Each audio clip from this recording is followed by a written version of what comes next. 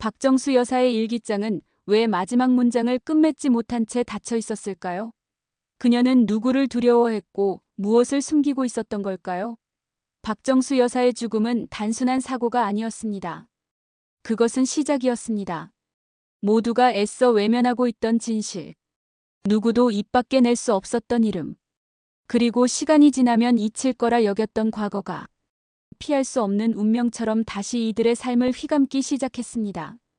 박정수 여사는 평생을 단단한 사람으로 살아왔습니다.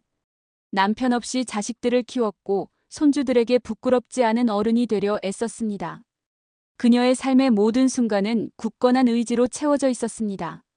하지만 그녀의 삶 마지막 몇 달은 마치 거대한 그림자가 서서히 몸을 덮는 것처럼 어둠 속으로 가라앉고 있었습니다. 그 그림자의 이름은 알츠하이머였습니다. 처음 증상이 나타났을 때 박정수 여사는 절대 인정하지 않았습니다. 냉장고 문을 열고 왜 식혜를 넣지 않았는지 한참을 고민하다가 이미 넣었다는 사실을 깨달았을 때도 애써 웃으며 넘겼습니다. 한결이 사온 약봉지를 냉장고에 넣었다가 몇 분 후 다시 식탁에 두고 또 물었을 때도 나이 들면 다 그래 하며 혼잣말로 스스로를 위로했습니다. 그녀는 자신의 기억이 사라지는 것을 인정하기 싫었습니다. 그것은 마치 자신의 존재 자체가 허물어지는 것과 같은 공포였기 때문이었습니다. 하지만 기억은 생각보다 빠르게 그녀를 떠나기 시작했습니다. 수십 년을 살아온 집안 구조조차 낯설게 느껴졌고 자신이 왜 현관 앞에 서 있는지도 모를 날들이 늘어갔습니다. 익숙했던 모든 것이 낯설게 변해가는 과정 속에서 박정수 여사는 깊은 고독과 절망감을 느꼈습니다. 가장 괴로웠던 건 사람의 얼굴조차 흐릿해지기 시작한 순간이었습니다. 사랑하는 손주들의 얼굴이 때로는 낯선 사람처럼 느껴질 때마다 그녀의 가슴은 미어지는 듯 아파왔습니다. 거울 속의 자신이 누구인지 의심하는 날이 왔을 때 그녀는 처음으로 병원에 가야겠다고 마음먹었습니다. 그 선택은 용기가 아닌 절망의 결과였습니다. 자신의 모든 것이 산산이 부서지고 있다는 처절한 인식을 외면할 수 없었기 때문이었습니다. 진단은 예상했던 것보다도 더 참혹했습니다. 알츠하이머 초기입니다. 의사의 무미건조한 목소리가 그녀의 귀를 때렸을 때 박정수 여사는 눈앞이 캄캄해지는 것을 느꼈습니다. 하지만 문제는 병 그 자체가 아니었습니다. 그녀는 단순히 기억을 잃는 것이 아니라 자신이 기억해야 할 진실을 끝까지 붙잡고 살아야 하는 사명이 있었습니다. 오래전 덮어두었던 사건, 누구에게도 말하지 못한 인물, 그리고 다시는 마주하고 싶지 않았던 이름, 그 모든 것들이 점점 흐릿해지는 기억 속에서 선명하게 떠오르고 있었습니다. 알츠하이머는 그녀에게 기억의 상실을 가져다주는 동시에 잊고 싶었던 과거를 강제로 소환하는 잔인한 저주와도 같았습니다. 잊고 싶어도 잊을 수 없는, 그래서 더욱 고통스러운 나날들이 이어졌습니다. 박정수 여사는 죽기 직전까지도 싸우고 있었습니다. 기억과 두려움과 과거와. 그것은 홀로 감당해야 하는 외로운 싸움이었습니다. 마광숙에게도 한동석에게도 심지어 가장 아끼던 손주 한결에게도 차마 말할 수 없었습니다. 왜냐하면 그 진실은 누군가의 인생을 송두리째 무너뜨릴 만큼 치명적인 것이었기 때문이었습니다. 그녀는 자신이 죽는 한이 있더라도 그 비밀을 지켜야 한다고 생각했습니다. 그 무게는 알츠하이머가 주는 고통만큼이나 그녀를 짓눌렀습니다. 마음속 깊은 곳에서 울려 퍼지는 경고음은 그녀를 잠시도 편안하게 두지 않았습니다. 밤마다 꿈속에서 과거의 잔상들이 나타나 그녀를 괴롭혔고 낮에는 현실과 환상 사이를 오가며 불안감에 시달렸습니다. 그녀가 죽던 날 아침, 평소와는 모든 것이 달라져 있었습니다. 박정수 여사는 정갈하게 옷을 차려입었고 서랍 깊숙이 숨겨둔 손수건을 꺼냈습니다. 그녀의 눈빛은 무엇인가 결심한 듯 단단하게 빛나고 있었습니다. 거울 앞에 앉아 천천히 머리를 빗으며 혼잣말을 했습니다. 오늘은 끝을 봐야겠어. 누구도 그 말의 의미를 묻지 못했습니다. 그저 박정수 여사가 평소와 다른 강한 기운을 내뿜고 있음에 의아할 따름이었습니다. 그녀는 그렇게 집을 나섰고 2번 다시 돌아오지 않았습니다. 그녀의 마지막 발걸음은 마치 오랜 숙제를 끝내려는 사람처럼 결연한 의지로 가득 차 있었습니다. 사고 이후 한결은 할머니의 방을 정리하다 낡은 일기장 하나를 발견했습니다.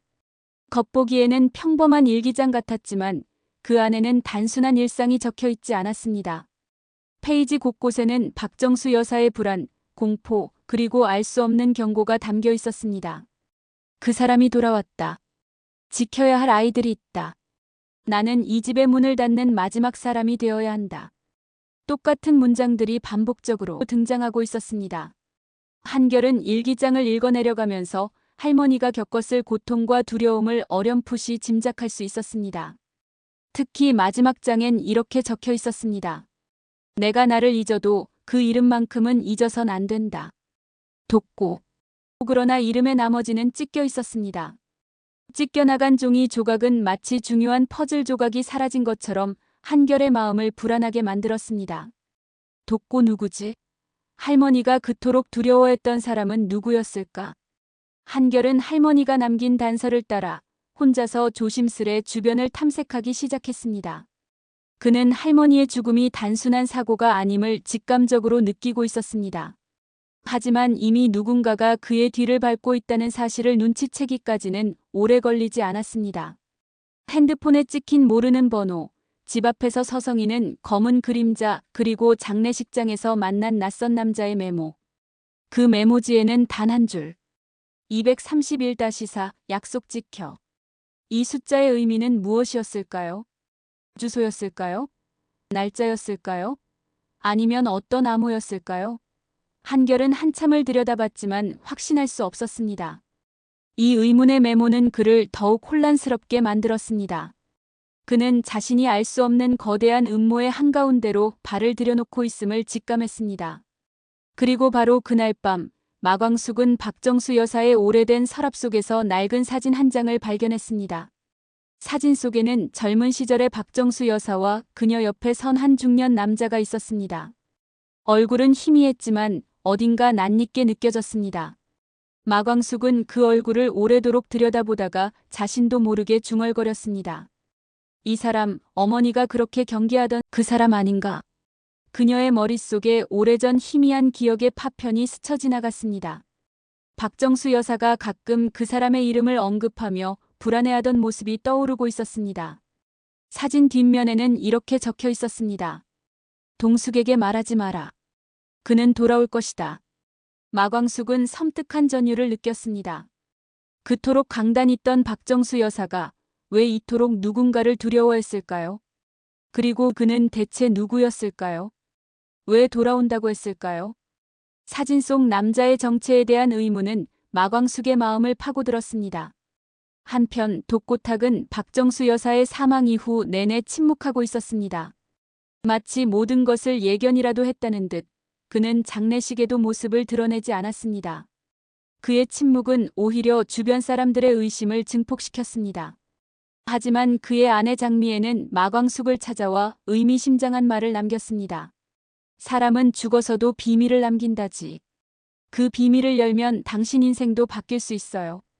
장미애는 웃으며 돌아섰지만 그 미소 뒤에 숨겨진 뭔가가 마광숙을 불안하게 만들었습니다. 장미애의 말은 단순한 위로가 아닌 마치 경고처럼 들렸습니다. 마광숙은 더 이상 기다릴 수 없다고 느꼈습니다. 그녀는 한동석과 한결 그리고 한봄을 불러 단호하게 말했습니다. 우리가 할머니를 정말로 기리려면 이 죽음의 진실을 밝혀야 해요. 그냥 보내드릴 수는 없어요. 그녀의 목소리에는 단호한 결의가 담겨 있었습니다. 그러자 한결이 박정수 여사의 일기장을 꺼내들며 말했습니다.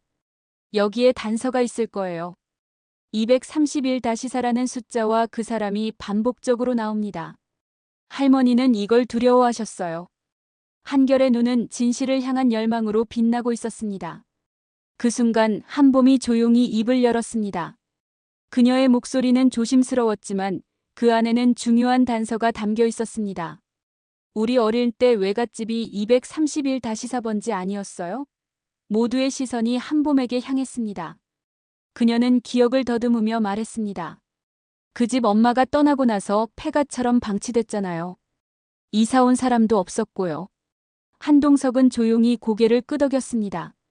그의 얼굴에도 미세한 긴장감이 스쳐 지나갔습니다. 거기로 가자. 그곳에 뭔가가 남아있을지도 몰라.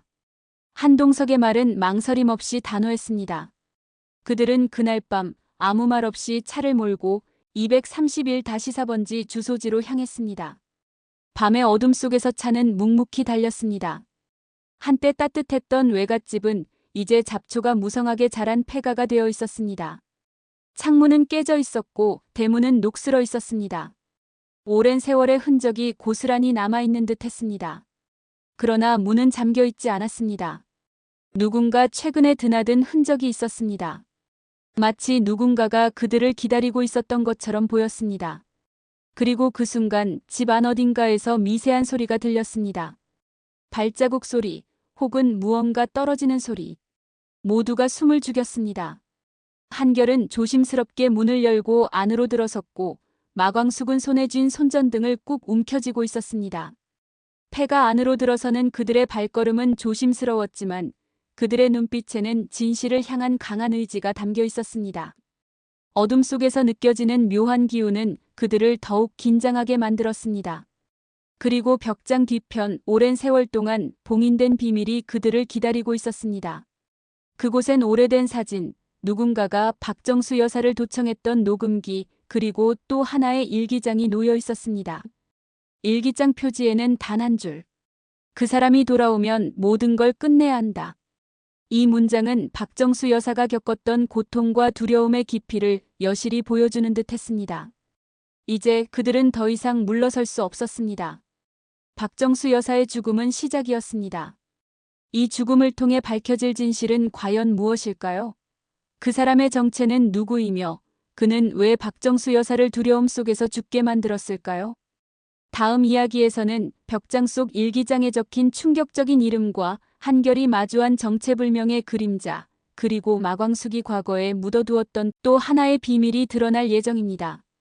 그들의 운명은 이제 돌이킬 수 없는 소용돌이 속으로 빠져들고 있었습니다.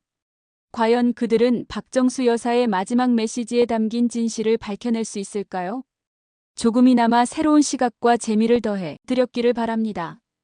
그리고 댓글로 여러분의 기발한 예측과 뜨거운 응원들을 마구마구 남겨주세요. 여러분의 댓글 하나하나가 이 드라마를 더욱 풍성하게 만듭니다. 마지막으로 구독과 좋아요도 한번 눌러주시면 정말 감사하겠습니다.